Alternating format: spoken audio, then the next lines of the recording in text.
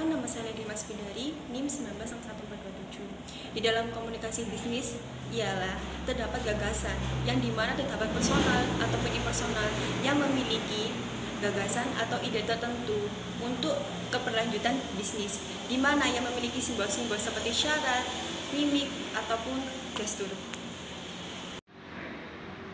Selanjutnya, di dalam komunikasi bisnis dibagi menjadi dua, yaitu komunikasi internal dan komunikasi eksternal. Di dalam komunikasi internal dapat menyampaikan suatu manfaat tertentu dari sebuah bisnis agar dapat bermanfaat bagi semuanya. Sedangkan untuk komunikasi eksternal adalah komunikasi yang ditunjuk langsung oleh atasan untuk disebarkan kepada publik, media massa, ataupun kepada pelayanan masyarakat agar dapat mengetahui suatu produk dalam bisnis yang ada. Contoh adanya komunikasi faktor eksternal yaitu digunakan untuk menjelaskan layanan jasa, menjelaskan kepada publik, dan menjelaskan tentang produk yang sedang dibuat.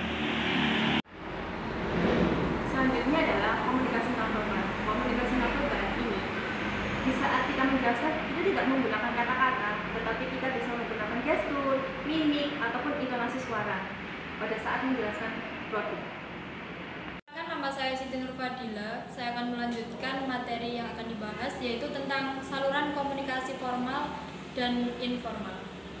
Yaitu saluran komunikasi formal hanya digunakan untuk mengarahkan, mengkoordinasi luas di dalam jaringan pembahasannya. Contohnya yaitu sebuah perkumpulan organisasi dalam pengusaha dan juga seminar.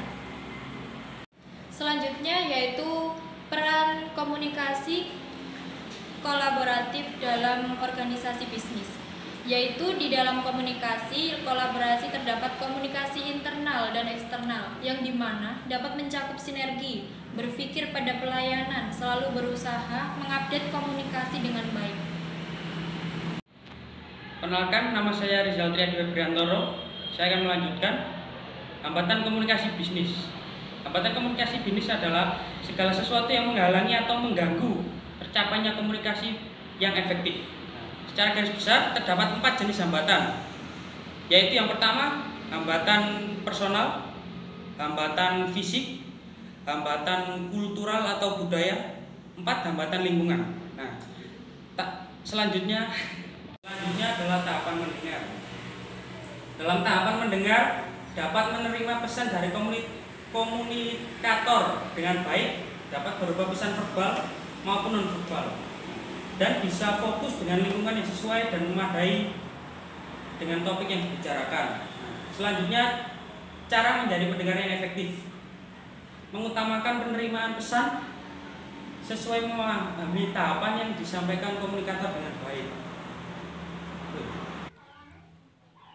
Di dalam permasalahan UMKM yang dihadapi oleh peternak sapi saat ini adalah bagaimana cara memasarkan susu agar dapat memiliki produk olahan yang inovatif dan menambah keuntungan, terutama di masa pandemi COVID saat ini.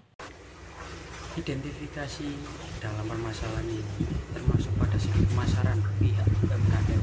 Ada inovasi baru untuk produk medis ini kesulitan pada pasar. Bagaimana cara itu bagus produk olahan yang agar dapat diterima dalam masyarakat. Solusi dari kelompok kami adalah membuat ide UMKM tentang bagaimana cara membuat ice cream. Dengan adanya ide ini diharap dapat lebih meningkatkan wiralaba bagi pengusaha, serta dengan adanya ice cream ini dapat meningkatkan inovasi sesuai dengan minat pangsa pasar yang ada. Di segi pemasaran yang dipilih oleh kelompok kami ialah dengan memasarkan di toko-toko kelontong yang ada di dekat-dekat desa, menitipkan semua ice cream buatan kami untuk dapat dibeli masyarakat sekitar dengan adanya varian beberapa rasa.